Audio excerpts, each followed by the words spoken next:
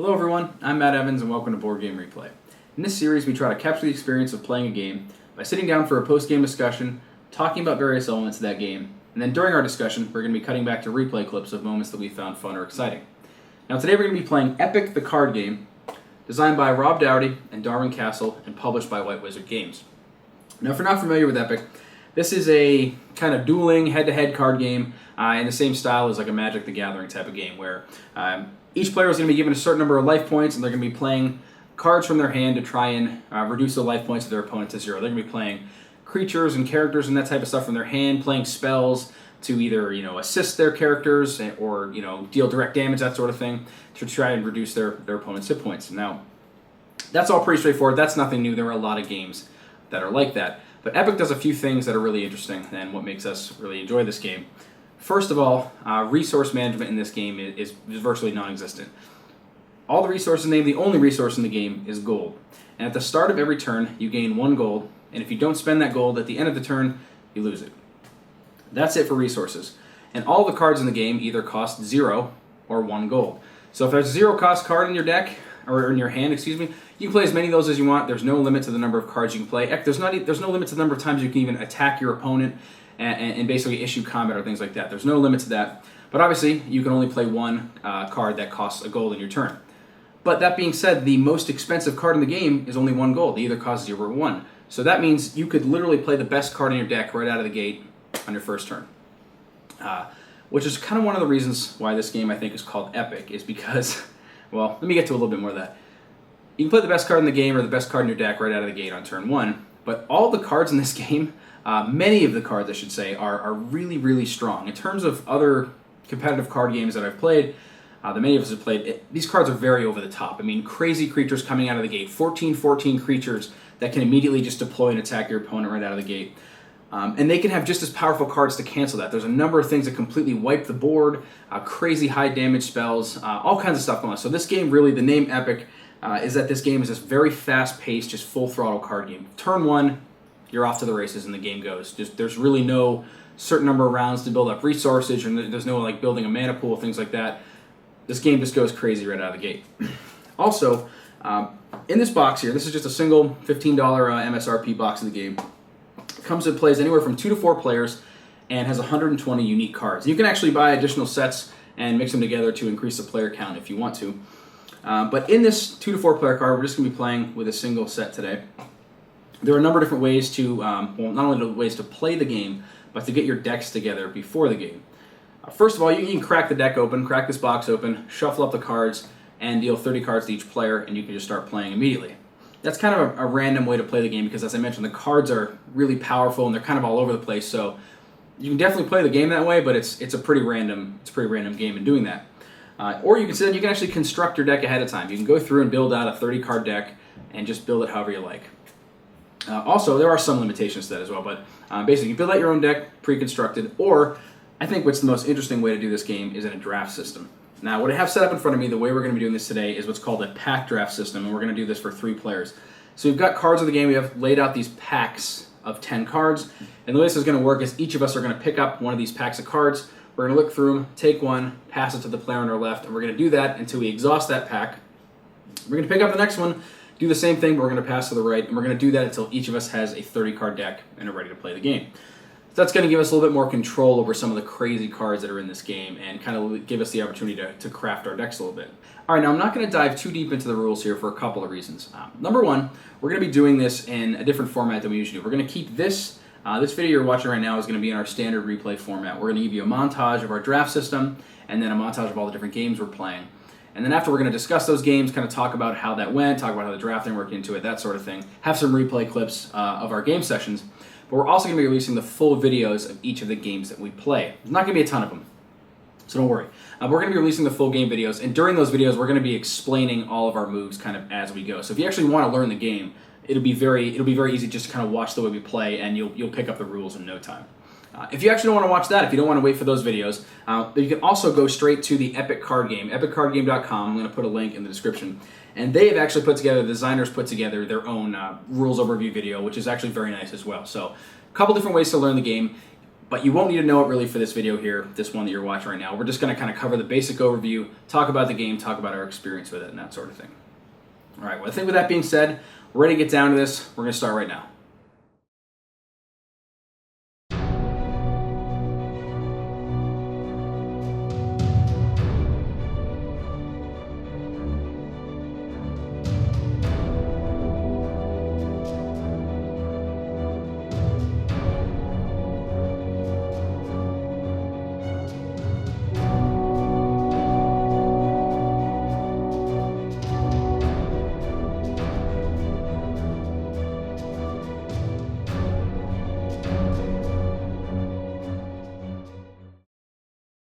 All right, so we just finished up our 4 games here tonight of our, whatever we call this, mini tournament that we had. We just did like a little 3-player thing, and we don't really play a lot of tournament stuff, so we just kind of went with what seemed that was fun. We each won a game and lost a game at one point, so we just kind of randomized the last game just to kind of make a quick 4-game. So we all tied, but then we had some extra time, so we wanted to play one more game. Basically, yeah, that's kind of how it came down. What'd you guys think? That was our first time actually doing like a full draft for this game. Yeah, the draft's cool. I mean, I haven't still seen all of the cards, so it was a bunch of new cards to see. Everyone yelled at me because I was reading the cards. I don't know why. I'm not really sure what they were doing, but I guess Brian was just looking for the big number on the bottom. So. Yeah, well, weird. Jeremy won, and he did the most reading and paying attention. That's shocking, yeah. And yes, we saw, well, I should say, we didn't see all the cards. The base Epic box game has 120 cards in it, and they're all unique, which I think is really cool. And we used 90. And we use 90 of it, yes. And on top of that, also, I've just got this from the Kickstarter, and the Kickstarter came with 20 promos that just are extra cards for each. I think it's an extra 4 cards from each faction or 5 cards from each faction for another 20 total cards. So those are all coming later in the year. They're not exclusive or anything. They're going to be available, but those are also part of it. So they're mixed in. I don't even think you guys would have noticed. There's like a tiny little thing in the corner that indicates that it's a promo. You wouldn't even have noticed. But anyway, yeah, we did the draft. We used 90 of the 120 cards, or 140 cards in our case, that were available. And I think that's a great way to play this game. I mean, you can play this in a number of different ways. The rulebook outlines various draft systems that you can do. There's a cube system that you can do if you have multiple sets of the game. This is just with a single set, too. So if you pick this game up it's like $15. You can do what we did. You can build 4 decks. Yeah, you can build 4 decks with the starter cards. Yeah, and there's constructed. If you want to just sit down and build decks from, having X number of copies, there's certain limitations, like there's the cards with the red icons in the corner, and there's some limitation. I think you only do 1 of those, I want to say. I don't know, don't quote me on it. But also, actually, the rulebook says if you want to do constructed, a good way to do that is just take all the colors of like red, yellow, blue, green, and just play those as straight decks. It's 30 of each of those, so just play them straight up, and it's a balanced deck, they call it. So. Yeah. The draft was a good idea. Because when we played it, we looked through the cards. The first full draft we did, we're like, all right, these are okay cards. And then was it the second one? Jeremy had took a pack of 10 and went, oh my god, I don't know what to pick. Yep. And then I got the thing and went, there's 9 amazing cards. They were monstrous cards, uber powerful ones. Yep. So if you had just been like, all right, I'm gonna grab this one, one person would have been like, well, I just took all the games now. Yeah. So the drafting was a good idea because in that off chance because you can only pick one of the awesome cards. Yeah. Because there's all the cards are good, but some of them are just over the top, like destructive. They can just ruin you. Many of the cards in this game are overpowered, like crazy overpowered. But that's the whole point of the game. Is like the cards are not. They're not balanced for your typical card game. Like they're over the top crazy because there's so many full on resets. There's probably more than a dozen cards that just fully wipe the battlefield. Yeah. Like all champions are banished or I had broken. 6 of them. I remember getting so that's where they all were. I was trying to pull some, but I have like 2 of them to actually wipe the battlefield, which is why I couldn't catch up. Out of both games, I drew 1. Wow. Yeah. One of the strongest cards I took, which was Avenging Angel. It has Airborne, which is like it's a flying unit. Blitz, which means you can attack the turn it comes out. And Righteous, which means however much damage it deals, you heal that to your hero. And then while this card is expended, you cannot be attacked. So if I summon it and attack and he's now expended, you can't retaliate against me until you banish that some way or deal 6 damage to it. That's a crazy card. That's really strong. A 6/6. I mean, 6/6 is kind of weak. But the fact that if you don't have a way to remove it, you can't attack. Yep, it's true. Yeah, it's pretty crazy. That's why when going through the draft, I mean, I'm excited to do it again, and I'm excited to do it even with more players because we did with 3, which was fun. We got to see a lot of cards. We got to kind of shape and build our decks, but building that pool and going with even more players, I love that. Like, I like that we were able to just carry our deck around and play multiple games. I thought that was a really cool way to do it. You know, coming back in and playing, and we each play 2 games, or in this case we play a third game. But just you can build a deck just going through the drafting thing and feel like you've got something special because again, all the cards are insanely strong. So you can build some kind of meta, some kind of deck strategy just in a draft without a whole lot of trouble. And again, a single copy of the game, which is cool. I think it's a really cool concept. Yeah, I'd like to do it what you can do with 4. Like the more players, doing more players with the draft would be cool because like it only took 2 turns for me to get the deck back or the pile of cards back to me. I mean, adding more like variants and stuff would be pretty fun. Yeah, and on top of that, there's actually a number of different game modes. We played just with the straight. We were just playing 1-on-1, but there's actually a 3-player mode where you play. It's like called Hunter, and which you can only attack the player on your left, but you can event player on your left and right. And there's 2 modes of that Hunter. You can either play with the first person who's eliminated, first blood, and whenever someone dies, the player to that person's right wins the game. Or you can just play last man standing, which is kind of a similar thing. And then I mean, there must be a dozen modes in the book. I mean, you can make up whatever too. Right? Yeah, that's true. You know, whatever mode was fun for you. So I gotta give him credit for a game that is a little tiny box, like a Star Realm style game. There's a lot of gameplay in there, and we're kind of like just from this session tonight, we learned a lot of the cards. Yeah, and I'm excited, like learning how good the Muse was. Like the stupid, like was it 2/3 card or it's 2/2 0 cost. The extra draw, man, it's killing us. Comes with ambush, so it's really strong. So you can first turn I played it on Matt went first, and then I played it on my turn. So I drew 2 cards on turn 1. And a lot of the draw cards have dual abilities. You put the card out, and it's usually an event, and you get to choose, hey, I want to draw a card, draw 2 cards, or do something else. And a lot of them, I noticed, were you kind of draw 2 cards or wipe the board. It's so good. Like that's such a hard decision because 2 cards in your hand is game changing, but also wiping the board is awesome. Yeah, like, it's so hard to. Depends when you use it. Yeah, one of the biggest things because you only draw 1 card per turn normally. So one of the biggest things I noticed was either drawing or I had 1 card which discarded 2 cards from Matt. That pretty much crippled him, and it had a recall ability, so I was able to play it twice. So my card is going to be a blue spell. Target player discards 2 cards at the end of the turn. I'm going to target you. What? That sucks. At the end of the turn. Okay, good. That's fine. So you have the opportunity to still play cards now. And because it's a blue, I untap this. And it has recall if I play a blue card. Yep. Discard 2. You got rid of 2? Yep. So, Force Mage, deal 2 to the 4/4. Yep. And then I will play my Sea Titan. Boom. Oh my god. Untargetable? 11/14. Tribute, return target champion to its owner's hand. Return that to your hand. Oh god. And since it's blue, he gets untapped, and this gets recalled. Yeah, hit this guy again. And then 2 more to kill him. Gosh, this is not good. I'm on the ropes here. So this is down here. Psionic Assault. So you'll discard 2 cards at the end of your turn. Ooh, that's rugged. There's a 1 gold event, huh? Yeah, that's the rough one. That's terrible. It's not a champion, right? No.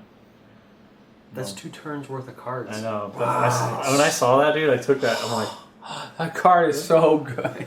Yeah, it is. I saw that card, but I didn't read it because I saw big number cards, so I just took it. That's why you guys are complaining about me reading. But well, you're not supposed to sit there and read. That might be the worst ever right there. That might be the enemy right there.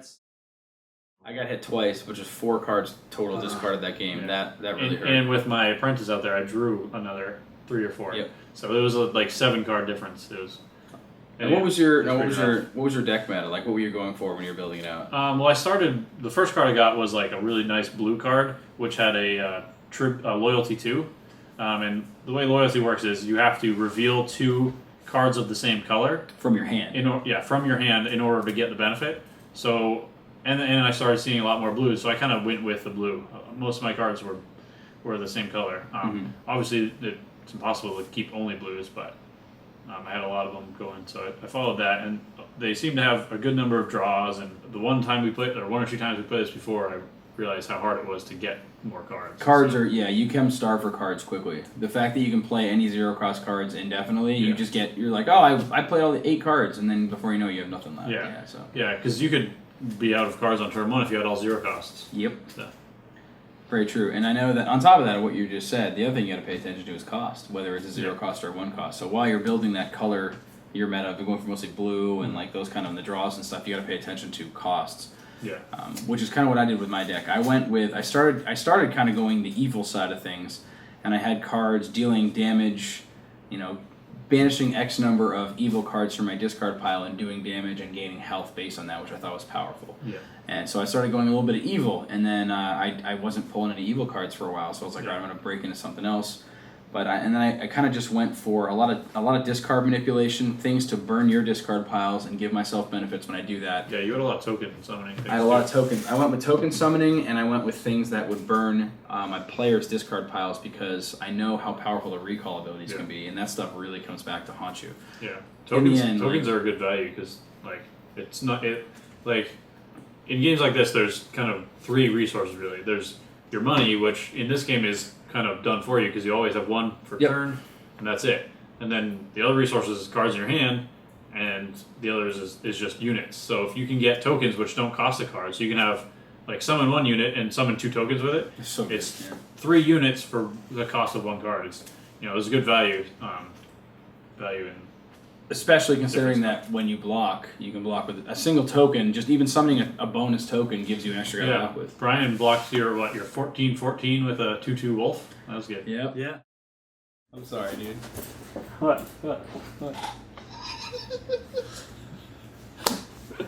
What's that? That's a rampaging worm with blitz. Oh, that's a 14/14. I'm attacking with it doesn't him. have breakthrough though. I'm attacking with him. What? Exactly 4 wolf's call. Put 4 wolf tokens. I don't know why I said it twice. 4 wolf tokens into play. If I had said it 4 times, people would have been like, you know what? All right, respectable. I think that Bud Light's getting to your head there. No, so 1, 2, 3, 4, 5, 6 wolf tokens. Brian, come on now. 4. 4 wolf tokens, and they're in prepare, but they can still block. Well, I don't. So really that was have, your response. You put 1 right back over I there. don't really have any space for So him, now, what do you want to do? Now, are you choosing to block with it? Yeah, I'm gonna block your 14/14 with a 2/2 wolf token. Okay. So your wolf token's dead. That was a good move. Okay. Blink. I'll pull him back. We got there. 4. Whatever. I can put that guy out there. This guy's unbreakable. Then I will attack with. I'll attack with this gentleman here. An 18/18 breakthrough worm. What? So how much can you block? He is untargetable and unbreakable. So you need to block as much as you can. Yep. I'm gonna block 6, 7, 8, 9, 10. Slot them all up and block. Then we get another opportunity to play events. Yeah, I'm gonna take a chance. So I block 10. 10, 11, 12. I block 12 damage. 12 damage against my burrowing worm. So he's gonna knock them all down. He's gonna kill them all and Deals 6. so he has 18 total damage to split up, right? Yeah, 12. So none of those guys have more than 18 damage, right? Yeah, so You're gonna kill all the dudes. they're all dead. Yeah. And how much damage did they do to him? It doesn't matter because You did he's 6 unbreakable. damage to me. Yeah. Okay. So. And the amount of damage that he has taken as a burrowing worm is irrelevant because he's unbreakable. Yeah. This turn. Attacking with warrior golem. Jesus. Okay. He's a 4/2. All right. So I'm gonna let him hit me for 4. Gonna attack with winter fairy. He's airborne. Airborne. Right? Earburn. You playing any events? Nope. Take another 4. Earburn. White dragon. Airborne. 5. My response is gonna be to break this guy and draw 2 cards.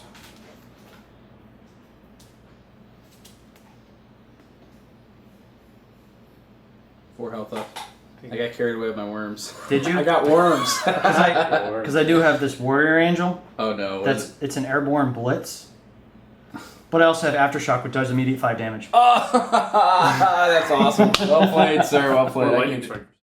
I got excited about those worms that game, and I just went for it hard. I couldn't help myself. Yeah. I was like, I got 2 worms out. I got to play them both, and that was a bad idea. That one came down to math. Yeah. That was like, I knew the only thing you could hit with was the 18/18 at the time. Yeah. And I'm like, well, I literally have 18 health. Yep. I'm like, as long as I can block as much as I can. I'll get myself down to. No, I had less than that. I think I had like 12 or 11. Yeah, it's like yeah, 12, I could block enough that I could get down to 1 or 2 health and keep my airborne guys up. Yep. And then as long as you didn't have anything to kill any one of the 3 I had. I had enough to hit you with all 3 and do a spell, and then that would have been enough to do 17 damage.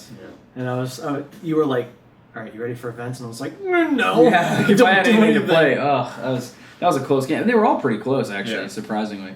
But this is not a game that lasts. This is not a game that takes a long time to play. No, because it's like most other card games, but like in other card games, there's at least a few turns of like building up your resources. Where this one, you start with 1 gold and you always have 1 gold. Yeah, turn 1, you can literally drop an 18. You can summon the strongest creature in your deck on turn 1. I love that. That's one of my favorite things of the game. It makes it totally unique. Yeah, there's from no other 0 to games, 60. Yeah, is that there's no build-up. There's no resource management. None of the cards in here give you any resources or anything. Yeah. It's just you have a gold on your turn. You get a gold on the other person's turn to react to their stuff. Mm-hmm. Yeah. But everybody's the same. There's none of this like, oh, I didn't draw enough or I have a bad hand because of it. It's just, oh, my hand doesn't have the creatures I want or the spells I want. Yeah, you don't have to worry about that. that. It's I like how the resources work. It's all about the cards. It's all about. I mean, I think the concept is like you get right to the core of the game. There's no canceling of abilities. There's no that's it too. What they call it, reactions. I think is what the you can't interrupt. You can't interrupt. stop somebody. There's no reaction cards. There's no instance to like jump in while somebody. Whenever somebody does this, you play this. Like no, that doesn't happen. Yeah. Everything you do in the game. When you have a slot to do it, and it's an uninterrupted slot. Yeah. You play your card, it fully resolves, and then they can respond Yeah. after that. So I love that. They can hit you after you've already been Yeah. hit, which Yeah, is it's a cool mechanic, but things happen. They don't. Yep. They don't make the game drag on. Be like counterspell. What are you gonna do? And you know what? To be fair, that's not to criticize a heavier card game. I mean, this is not a heavy card game. This is I like this because it's a lighter card game with some of the heavier elements. Like, hey, you go through and build a deck in a draft mode, which I think is cool. Like, it's kind of right in the middle. It's if you just take this game, like if you want to, you can take the deck out of the box, shuffle it up, deal 30 cards to everybody playing, and just go. Yeah. That is a total crapshoot because sometimes you might have a completely insane game.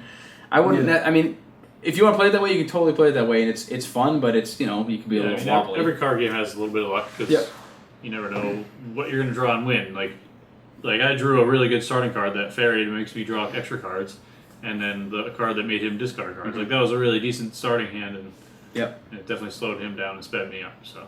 But the fact that we had some control over what we put in our hands, and like I kind of know, okay, in my deck I've got a lot of yellows. Right. Knowing that, and I've got a lot of events like that, I know that now, and so I can play accordingly as opposed to just playing totally random. So I mean, as card games go, it's not a heavy card game. It's pretty light, but I think it's cool because.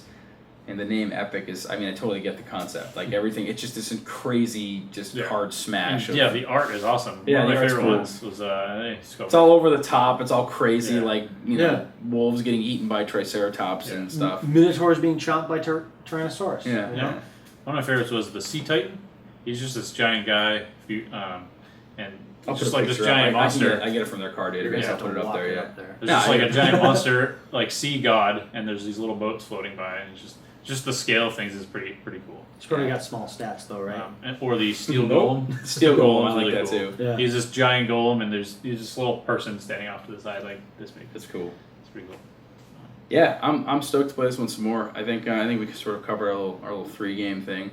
Yeah. Well, or we'll see, 3-player tournament here, whatever you want to call it. Play our 4 games, and I'm excited to play some more. I think it'd be fun to sit down. We could do like we got Extra Life coming up. It'd be fun to do like we're gonna have a ton of people here for that, so it'd be fun to do like an 8-person like the cube thing. We sit down, draft up our decks, and play with them for a couple hours and see who can come out the victor. Play like a full tournament, not like what we did where we just like rolled the dice and took the 4. Well, that opens up, so like you said, you can play with what, up to 8 players, or? I think it says 8. Yeah, actually, look at the back of this box. It says it's a complete game containing 120 playing cards, 8 double-sided tokens, and a rulebook. Add a second deck to support 5 to 8 players. So 2 decks, you can do 5 to 8 players with the draft, or if you have a third set, they support the cube, which I'm not going to pretend to know what a cube is. I know that it's really big in like Magic. People use cubes to like do like big drafting Special things. kind of So draft? Extra Life. I think it's a game. Done. I think it's a plan. More on that later. We'll make another video about that. All right, that was epic, and I hope you enjoyed that. Thanks for watching, everybody. Thanks for playing, guys. Yeah. All right, we'll catch you again next time. Take it easy.